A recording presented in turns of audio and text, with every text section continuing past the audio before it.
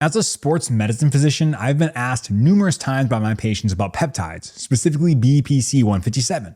If you just go off of what you read online, you'd swear that it's a magical elixir that cures everything, based on every fitness influencer swearing that this is the best thing ever since sliced bread. But does this compound actually live up to the hype?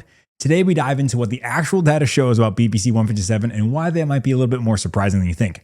Let's get started. Welcome back to the Building Lifelong Athletes podcast. Thanks so much for stopping by. I appreciate it. My name is Jordan Rennicke. We haven't met yet, and I'm a dual board certified physician in sports and family medicine. And the goal of this podcast is to keep you active and healthy for life through actionable evidence-informed education. And today we're talking all about peptides, right? These naturally occurring compounds in the body, and people talk about them like they are the most magic thing in the world. Today we're talking, like I mentioned, BPC-157. It's a specific peptide that has gained huge attention for its potential healing and performance-enhancing effects. And in this podcast, we're going to explore the science, separate the hype from the facts, and discuss the potential risks. So let's dive in. So first things first, what actually are peptides? Well, they are naturally occurring chains of amino acids, generally between 2 and 100 amino acids in length. So a longer chain of amino acids are usually considered proteins, right? So amino acids are the building block of proteins. These little tiny things, you kind of make these chains of them into different proteins, and peptides are essentially just part of these chains. And some people say like if you're less than 50, it can be a peptide, whatnot, but long story short, peptides are just chains of amino acids, essentially is what we're looking at here. And what they do then is these peptides then bind to specific cell receptors, and then this binding triggers an intracellular cascade of events. That is well beyond the scope of this podcast to talk like what's actually going on, trips of G, protein coupled receptors, and all this stuff. But they essentially go in there, they bind to a cellular receptor, and then exert some effect on the cell. That's essentially how they work and what they are. And they typically have a short half-life and can have multiple effects. And some peptides that we see and hear about quite a bit are things like insulin, GLP-1, collagen peptides, which are synthetically made. So, people are talking about buying collagen peptides for your skin, for your tendons, for whatever. That's a peptide is what they're talking about there. And other things too, hormones like thyroid stimulating hormone, your adrenocorticotropic hormone, so ACTH, growth hormone, all those things. And these are typically found in nature. So they're natural, right? And your body makes these, and specifically, insulin is a huge one that we all have. And if you don't have it, you end up having type 1 diabetes, and that can lead to lots of issues. So peptides are nothing new. They're not all dreamed up by pharma. They come from our body. A lot of times the inspiration from them come from the body quite a bit. They're not necessarily all from the body, but peptides are just kind of these short amino acid sequences that are a lot of times found in our body. And that's why people are so excited about them, right? Because they're like, oh, this is something that we can naturally have, and it's a natural substance. And so peptides, that's generally what they are when we're talking about peptides. And then what is specifically BPC-157? Well, BPC-157, or body protection compound 157, it's a synthetic peptide derived from a naturally occurring protein found in the stomach. And that naturally occurring protein is something called body protection compound, and it's found in the gut. And this is just a portion of that. So it's a big picture here. This body protective compound is found in gastric secretions, so stomach secretions. And BPC-157 is a little short portion of that. So it's just a clip of it. That's where they initially found it and got the idea from it. It is made of 15 amino acids, and it's synthetically made based off of that natural peptide I talked about that's found in the stomach. And it was identified as a fragment of that larger BPC. So this kind of 15 amino acid sequence, they said, hey, this seems to be a crucial part. What's going on? And overall, it is a stable peptide. It seems to be relatively stable in the body. And so they found this thing and they said, oh, this is cool. And so now what they do is they synthetically make it. So most people are like, this is natural. And what they're not doing is they're not harvesting gastric secretions from people and then just giving you this. No, they found the inspiration from that.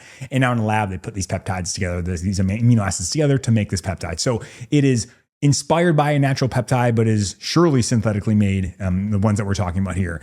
And as I mentioned, it is natural, but it is not known to exist in nature, meaning it's inspired from the gut stuff, but it comes from another protein. And BPC-157 is being studied for potential to accelerate healing. And this includes tendons, ligaments, muscles, bone, pretty much like anything. If you read it online, people say like, oh, just like eat it or inject it and it'll magically cure everything, is like literally what I've seen some people say. And so, it's quite the claim, and so that's what we're looking at more specifically here today. But that's essentially what BPC is. We talked about peptides, and then what BPC-157 is, and why is there hype around this? Why is everyone saying that it's amazing? Well, the initial research on this was done for protecting the healing stomach. So essentially, they had either gastric ulcers or something going on in the stomach, and they found that, hey, exposure to this started to heal that stomach. And then of course, when you see healing anywhere, they say, hey, where can we extrapolate this else? And so they've kind of lots of stuff. Research then expanded to include other areas with tons of animal studies suggesting a range of healing properties, specifically looked at, accelerating healing of various tendons, including, Achilles tendon, quad tendon. They looked at ligaments as well. They looked at muscles. They looked at bone.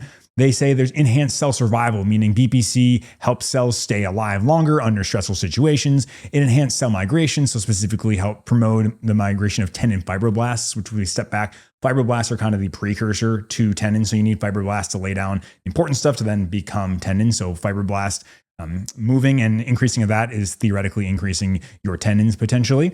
Also has some angiogenic effects. So they may increase blood vessel formation specifically and increase blood flow, which is important for healing. And also was associated with activation of VEGF, which VEGF, as we know, is important for angiogenesis. Angiogenesis meaning the creation of blood vessels. So they're saying, hey, this peptide also may enhance the creation of blood vessels, good or bad. We'll talk about that later.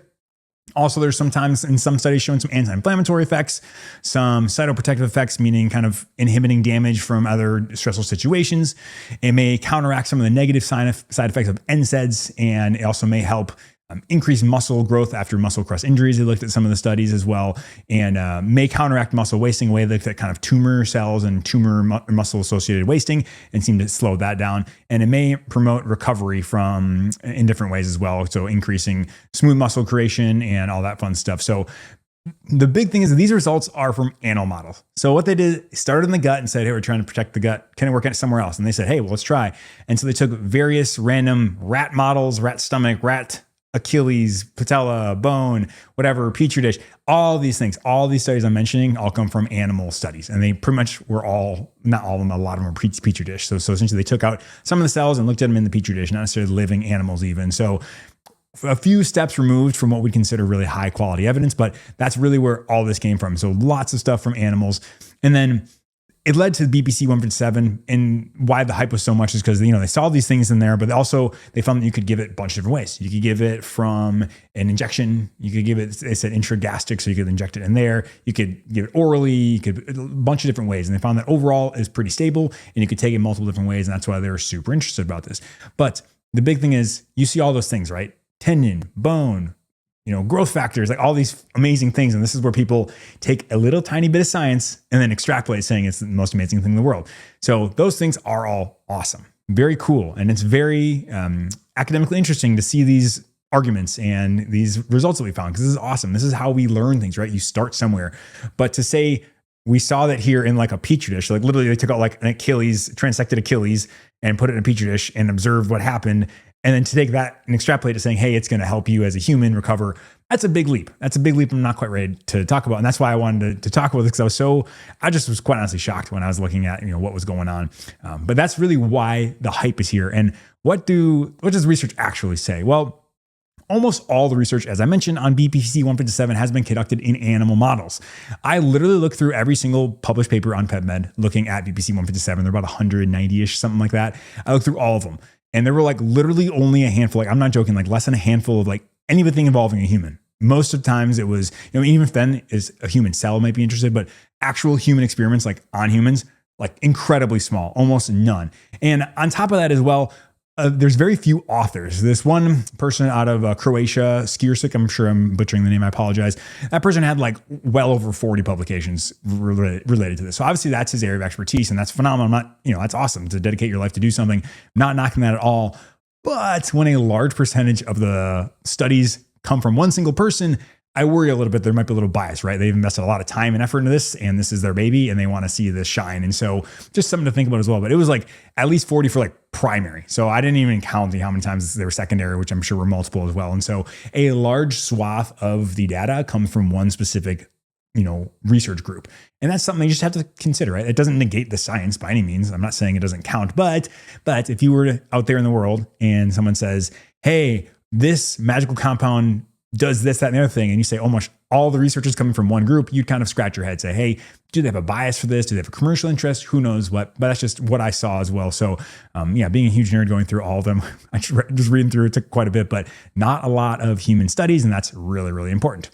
There was the one specifically when it looked at muscle regeneration. So there might have been other adult one, in I should say human ones, but I looked specifically at like muscle, tendon, ligament, anything like in the sports medicine or regenerative medicine or like being a lifelong athletes realm I looked at. And there was like a single study looking at humans. And so props to people for doing it, but that's what it was. It was a retrospective study, meaning that the researchers looked back on previous data from things they already did, and it was not prospective. And so what they did though is took place in Orlando, Florida, and there were 17 participants. So step 1, 17. Hey, I love that we're doing research. I'm not knocking that at all, but what am I going to learn from 17? Nothing concrete, that's for sure. But hey, 17, we'll keep going here. Average age about 60 years old, but it ranged from 19 to 77. And these people all had knee pain. That's what they're coming here for, knee pain. There were about 9 women, 7 men. And most patients were white with one of Hispanic descent, and one of Korean, so pretty homogenous group. And then 16 of the 17 people were actually contacted for the follow-up. I'm not sure why one of them wasn't, but they weren't. And the treatment included an intra-articular injection of BPC-157 into their knee. However, some patients also received TB4, which is another peptide that may be helpful for healing as well. But 12 of the 16 just got BPC-157. And this study aimed to determine if BPC-157 helped with multiple types of knee pains in a primary care setting. So multiple types, that is pretty nebulous in terms of like, it's not just like specifically, mild or moderate OA or what. It was just like knee pain, you got it, and you got money here, you can get peptides, is essentially what it came down to. But that's how I read that. What they did, once again, 12 of the 16 got that. And for follow-up, the follow-up took place, it was varied. Most patients were contacted about 6 months to 1 year. So there wasn't even a set like, hey, this is our one time point we're going to look at there, anything like that. And patients were then asked to rate their pain prior to the injection, the length of time the peptides helped ease the pain, and the degree to which the injection helped them. But there was no specific tool which measured the function. So one thing in studies that we do a lot is we have validated measures, right? So specifically for arthritis, you use things like the WOMAC score. It's like a validated thing of, hey, what's your pain like here? It's a validated scale, and you measure pre and then after this WOMAC or the VAS, visual analog scale, or there's a ton of them, right? And this, they pretty much just ask them like, hey, do you feel better? And this happened retrospectively, right? So they got this injection. They say, hey, how long were you in pain? How bad was it before? At this point, 6 or 12 months later, how bad was it before? And now you feel better. You can't ask me what I ate yesterday. I'm not going to remember, but you're certainly not going to be able to definitively know what your pain was before the injection. You definitely can know directionally. Like, I'm not saying that at all. Like, you definitely be like, oh yeah, I got better or not. But to say like, this is what it was before 6 months ago or 12 months ago, and where is it now? That's not necessarily ideal from a study design perspective. But so yeah, that's what it was. And overall though, 11 of the 12 patients, or about 91%, who received the BPC-157 have significant improvement in knee pain. However, as I mentioned before, this was retrospective and there's lots of confounders there. And the biggest one is there's no control group, right? Making it impossible to determine if the improvements was due to BPC-157 or other factors like placebo or spontaneous recovery. So these people theoretically went to this clinic, right? And I guess I didn't necessarily see about the funding of that, but they went to this clinic expecting to get something injected to them, most likely, right? This clinic is probably advertising that, or not, they're involved in this study. Either way, they're expecting to get that, and they get something injected to them. And we know from the data that if you get something injected to you, a percentage of people will feel better. Like, we do steroid versus saline placebos, and people in placebo, some of them get better.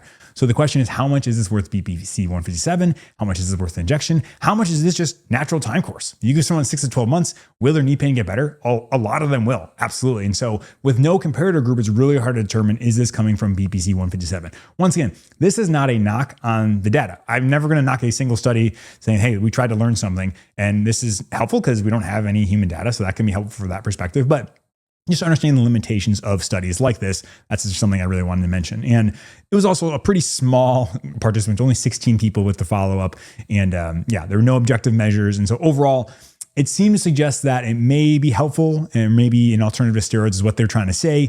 I'm not ready to say that yet, but we need much more information. And on top of this one study in humans, another reason I just want to talk about other data is there are multiple studies showing improved signs of healing, whether that's muscles, tendons, whatever. There's one of a rat Achilles tendon where BPC-157 was used and showed complete healing of a detached tendon. So essentially cut it and then it grew back together, which is what they're saying in the rat Achilles. So that's, that caused a lot of people to get up in arms saying, well, look at the incredible healing properties of that. But that's another reason why they said that. Once again, though, in rats, not necessarily there. And then also, there's also shown increase of tendon fibroblasts, like I mentioned, and tendon explants. So they essentially took tendons, took them out, and they saw improved healing on that.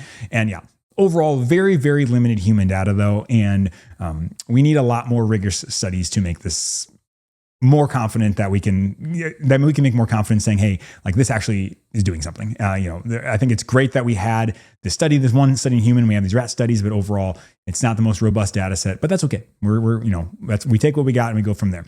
And so that was kind of what the research was saying overall on that. And now what are the risks, right? So we were saying, hey, Jordan, this sounds good. What's going well? The first things first is BPC-157 is not approved for human use by regulatory agencies like the FDA. So that's like the first thing. If it's not approved by the FDA, you gotta put a little pause. And I know some people might be saying, oh, the FDA, like it's all corrupt. Like, okay, well, at the end of the day, they are our governing agency for trying to make sure things are safe.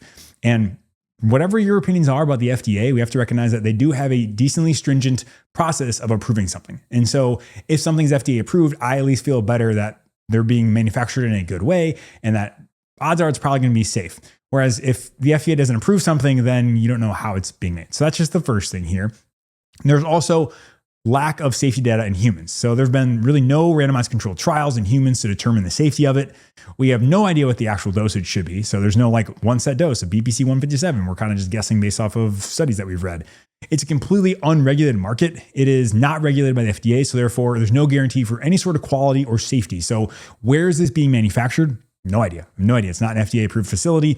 If you try to buy this online, it's only for research use only. They say, hey, this is only for research use only. It should not be consumed by humans. Like literally they say that, but then people buy it and they use it in some way, shape or form. And the FDA has actually cracked down recently on peptides, making it harder. So it's harder for compounding pharmacies to make this as well. So compounding pharmacies are essentially, they take an idea from paper or a known substance and they can make it themselves. The FDA's kind of cracked down that as well. So it's hard to get this. So you're literally just buying it from like some random website, hoping that it's pure and it's supposed to be for research purposes only. So that's another big thing as well. And the WADA, the World Anti-Doping Agency, also has it. It's illegal. It's on their list, so we can't have it. And then one thing that I just kind of thought about reading this is cancer risk, right? Not the saying there's studies showing that it causes cancer, but some growth factors that they've seen in there have been associated with several tumor lines. That's one thing. Also, increased angiogenesis, increasing blood vessels, also can alter and theoretically can increase cell growth and cancer cell growth.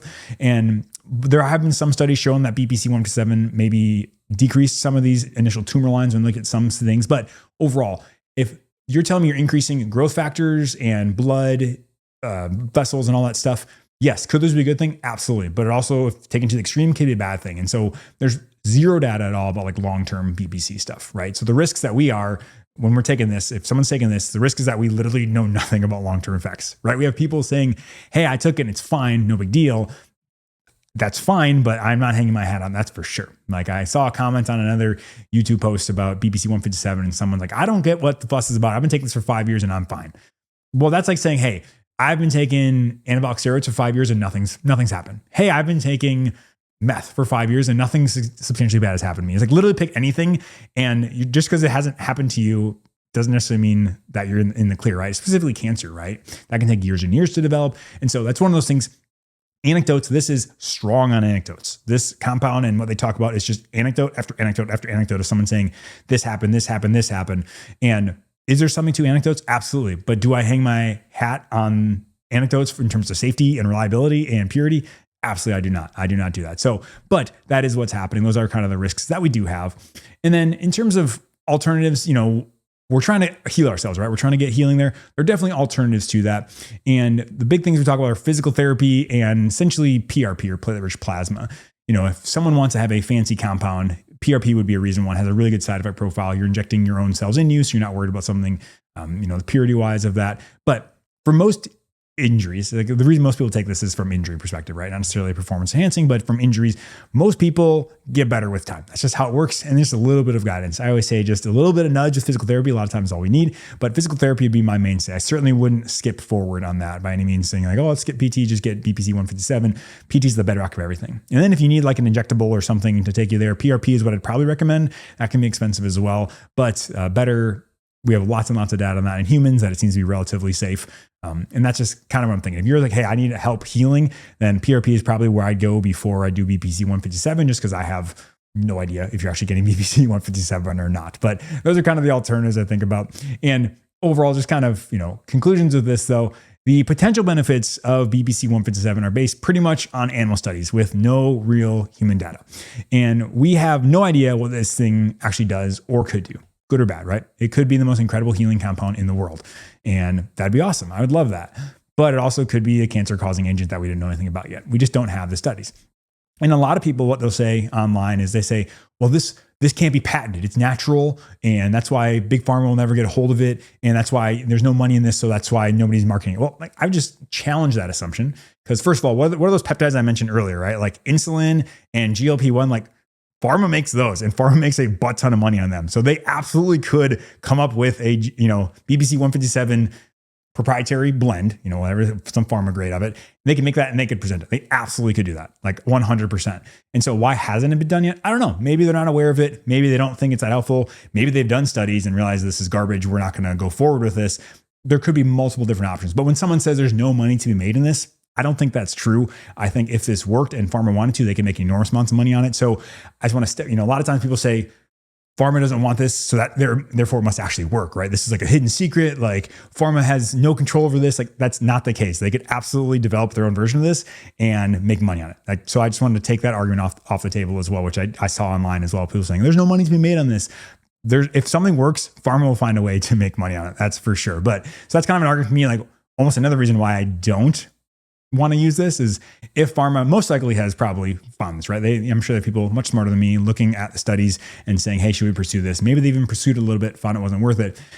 They're really good at one thing and that's making money. And if something works, then they're going to make a lot of money on it. And so if something doesn't work and they scrap it, then I think, okay, maybe that's a reason why it hasn't come to market yet. Just absolute speculation there, absolute speculation. But that's another argument I've seen online saying that, oh, they can't make money off it. I definitely think they could, but that's just something to mention as well.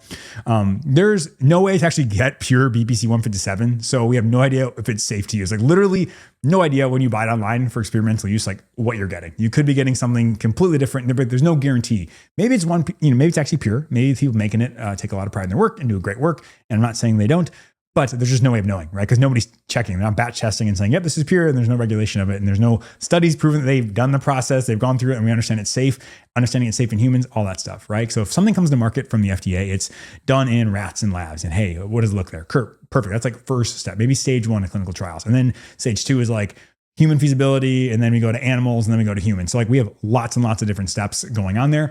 And we haven't done any of those things yet. So we don't know how safe this thing actually is.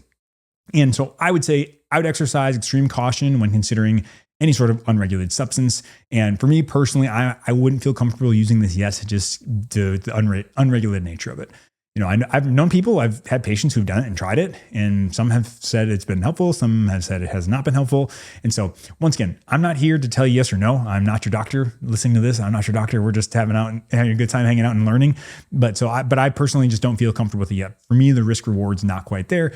You may determine it is. You may say it's fine. That's good. But for me, I'm just not quite there yet. But hey, that can change for everybody. And like I said, I'm not judging here. This is just one beggar to another beggar telling where to find food, meaning this is just what I've seen. This is kind of where it comes from. And so I just want to take a step back saying this is, on social media touted a lot and very confidently in that it can do these things, but based on the actual data, I'm not sure. And obviously, yeah, you're not data, right? You're just one single person. You're not a huge group of people or anything like that. But based off of what I see, I just wanted to share that saying, hey, this is actually what's out there. And sometimes people are advertising this like we have a lot more data than we actually do. So just want to put it out there. But if you made it to the end, I appreciate you sticking with me. It's kind of a niche nerdy one, but yeah, I really appreciate you stopping by. And if you would, it'd mean the world to me if you either liked this video, commented, or subscribed on YouTube, or shared it with a friend. That's like the biggest compliment you can ever give me. And yeah, I just really appreciate you stopping by. Now get off your phone, get outside, have a great rest of your day, and we'll see you next time.